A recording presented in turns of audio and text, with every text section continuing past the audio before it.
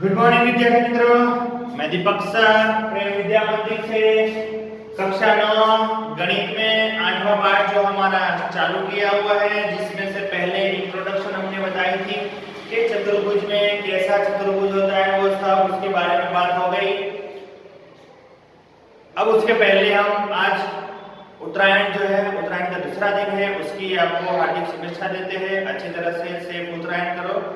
हाँ, ओके। तो अब चतुर्भुज के बारे में हम देखते हैं। तो चतुर्भुज में हमने देखा था उसके 5 प्रकार हैं, पांचों के 5 प्रकार के बारे में हमने देखा था अच्छी तरह से, उसके बारे में बताया भी था। अब उससे आगे कि समांतर चतुर्भुज के गुण, इसके बारे में तो समांतर चतुर्भुज के गुण देखना है। तो उसमें से प्रमेय 8.1 है, उसमें से प्रमेय जो है वो 8.1 है कि किसी समांतर चतुर्भुज का एक विकर्ण उसे दो समसम त्रिभुजों में विभाजित करता है। कोई भी समांतर चतुर्भुज हो, उसका एक विकर्ण है, वो उसे दो समसम त्रिभुजों में विभाजित करता है। जैसे कि हमको दिया है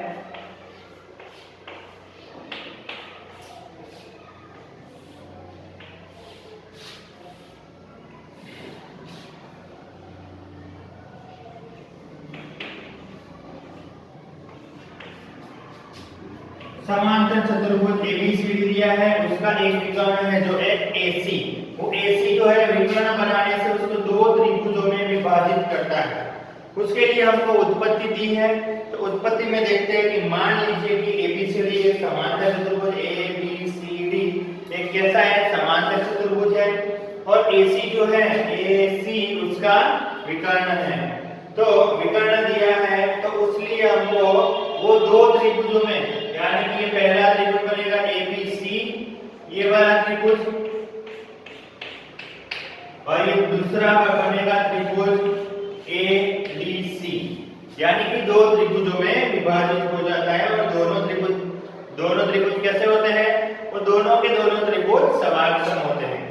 तो यहाँ पे हमको देखना है कि त्रिभुज एबीसी और त्रिभुज एडीसी में हमको क्या क्या समान दिया है।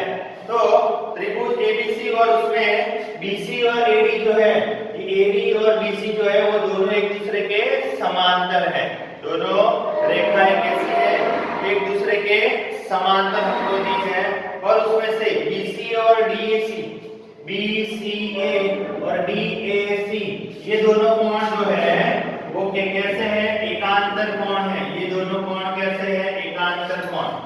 एकांतर कोण यानी कि ये जो जेड बनता है, तो वो जेड जो है वो एकांतर कोण है। और दोनों के बीच में AC बराबर CA, AC और CA वो दोनों में वो उभयनिष्ठ भुजा है, यानी कि उभयनिष्ठ तिर्यक है।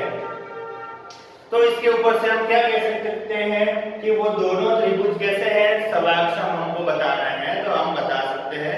इसलिए दो त्रिभुज जो है ABC और ADC, वो दोनों त्रिभुज कैसे हम बता सकते हैं कि वो दोनों समसम हैं। तो हम ये जो त्रिभुज, ये जो है प्रमेय जो है 8.1, जिसमें हम देखते हैं कि कोई भी एक समांतर चतुर्भुज और उसके विकर्ण से दोनों त्रिभुज कैसे बनते हैं, समसम बनते हैं। तो उसमें हम देखते हैं फिर से एक बार कि चतुर्भुज ABCD, चतुर्भुज ABCD दिया हुआ है, वो एक समांतर चतुर्भुज है। उसमें AC जो है वो एक तिर्यक है, AC तिर्यक से उसके दो त्रिभुज बनते हैं। पहला वाला त्रिभुज ABC और त्रिभुज ADC, दोनों समसम त्रिभुज दर्शाने हमको, बराबर। तो उसमें सबसे पहले क्या लेंगे कि चतुर्भुज ABCD है, उसमें तिर्यक AC है, उससे दो त्रिभुज बनते हैं। तो दो त्रिभुज बनेंगे तो उसमें से हमको देखना है कि कौन से सामान्य क्या आता है। तो हमको देखना है कि पहला कि BCA और फिर CAD, ये दोनों कोण कैसे हैं, ये दोनों कोण एकांतर कोण है, इसलिए दोनों कोण समान होंगे। फिर हमको दिया है कि AD समांतर BC है, ये दोनों रेखाएं एक दूसरे के समांतर है। तो इसके ऊपर से हम देखेंगे, और ये जो AC और CA ये उसकी उभयनिष्ठ भुजा है। तो ये भुजा, ये कोण और ये भुजा, यानी कि साइड एंगल साइड SAS ऐसा बनेगा, ये नियम लागू पड़ेगा तो उसके ऊपर से दोनों त्रिभुज कैसे होंगे, समबाहु होंगे, बराबर। तो ये दोनों त्रिभुज समबाहु है। तो ये जो है प्रमेय 8.1 जो है वो आपको 5 बार उत्पत्ति सहित लिखना है और याद करना है। उत्पत्ति सहित आपको लिखना है और याद करना है। फिर उसके बाद प्रमेय 8.2 है कि एक समांतर चतुर्भुज में सम्मुख भुजाएं बराबर होती है। वो उसका खाली आपको स्टेटमेंट लिखना है कि प्रमेय 8.2